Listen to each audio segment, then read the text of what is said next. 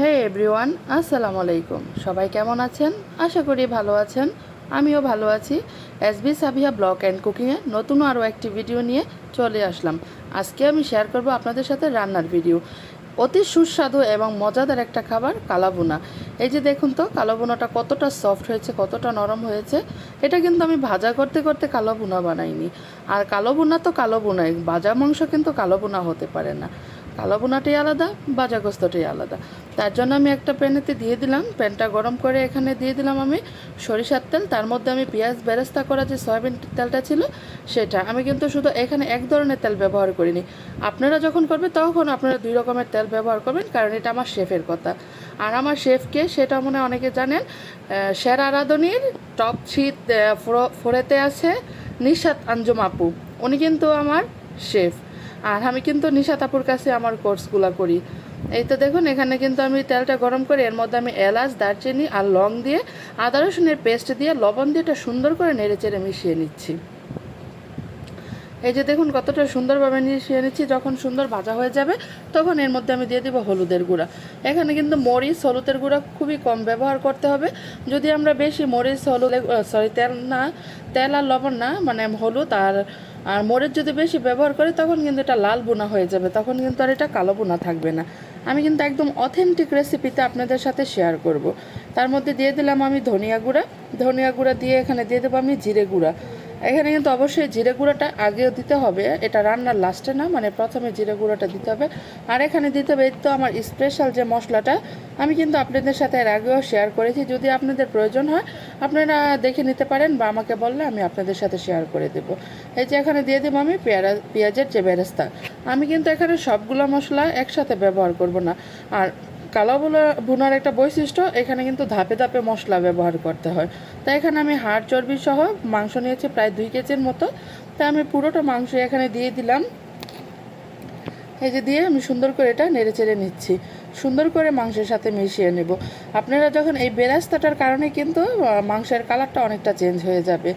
আর এখানে কিন্তু আমি কোনো কি বলে এটাকে, কালো জিরা বা ডার্ক সয়া সস এইসব কিছুই ব্যবহার করব না। এটা রান্না করতে করতে অটোমেটিকলি কালো হয়ে যাবে। এই যে দেখুন এখানে প্রায় কিন্তু অনেকটা কালার চলে এসেছে। হয়তো আপনারা মোবাইলে দেখে বুঝতে পারছেন না, কিন্তু এটা কিন্তু অনেকটা কালার চলে এসেছে। এই যে এখানে আমি আবার মানে দ্বিতীয় ধাপে যে পেঁয়াজটা দিব সেটাও দিয়ে দিলাম। আর এখানে কিন্তু সাথে আমি বেরেস্তাটাও দিয়ে দিব। এই যে বেরেস্তাটা দিয়ে দিলাম। এইখানে কিন্তু আমার বেরেস্তা দেওয়াটা কমপ্লিট হয়ে গেছে, কিন্তু পেঁয়াজ দেওয়াটা কিন্তু আরও বাকি আছে। আপনারা দেখতে থাকেন, আস্তে আস্তে দেখে নেবেন কিভাবে আমি করছি এটা। আর হ্যাঁ, অবশ্যই কিন্তু আমার ইউটিউব চ্যানেলটা সাবস্ক্রাইব করবেন, SB Sabiha blog and cooking আমার ইউটিউব চ্যানেলের নাম। আর যদি আমার ভিডিও ভালো লাগে অবশ্যই কিন্তু কমেন্ট করবেন, ভিডিওটা শেয়ার করবেন। তখন মাংসটা সুন্দর কষানো হয়ে যাবে, তার মধ্যে আমি দিয়ে দিব পানি, দিয়ে এটা আমি সুন্দর করে ঢাকনা দিয়ে ঢেকে দেবো। এই যে দেখুন কতটা সুন্দর হচ্ছে, তাই না? অবশ্যই আলহামদুলিল্লাহ, এটা কিন্তু খেতেও অনেক ভালো হয়েছে। এই যে দেখুন এটা কিন্তু কষানো হলে এখন আমি আবার ঢাকনা দিয়ে ঢেকে দেবো। ঢাকনাটা উঠিয়ে এর মধ্যে দিয়ে দেবো আমি কাঁচামরিচ কয়েকটা। মানে এটাও কিন্তু আমরা ঝালের কাজ করবে। আমি কিন্তু এখানে লাল মরিচটা খুব কম ব্যবহার করেছি। এই যে দেখেন আমার মাংসটা কিন্তু অলরেডি একদম কালো হয়ে গিয়েছে, মানে এটা ক্যামেরায় অতটা বোঝা যাচ্ছে না। এখানে কিন্তু আমি আবার গোলমরিচের গুঁড়াটা দিয়ে দিলাম লাস্টে।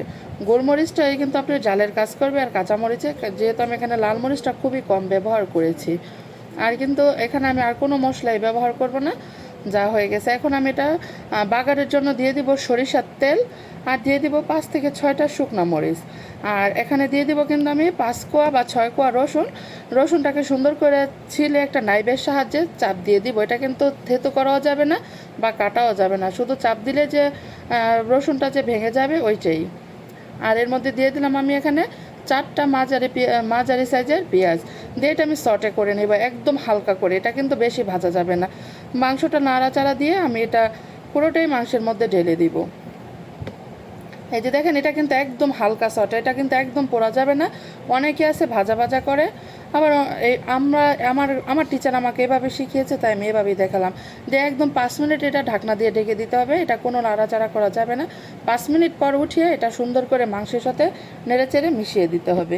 এই যে আলহামদুলিল্লাহ আমার কালাভুনা একদম রেডি। এখন দেখেন আমি যখন এটা রান্নাঘর থেকে আমি ডাইনিং টেবিলে নিয়ে এসে ভিডিওটা করেছি, আর এখন দেখেন এটা কতটা পারফেক্টলিভাবে কালোভুনা হয়েছে। তো সবাই ভালো থাকবেন, আল্লাহ হাফেজ, বাই।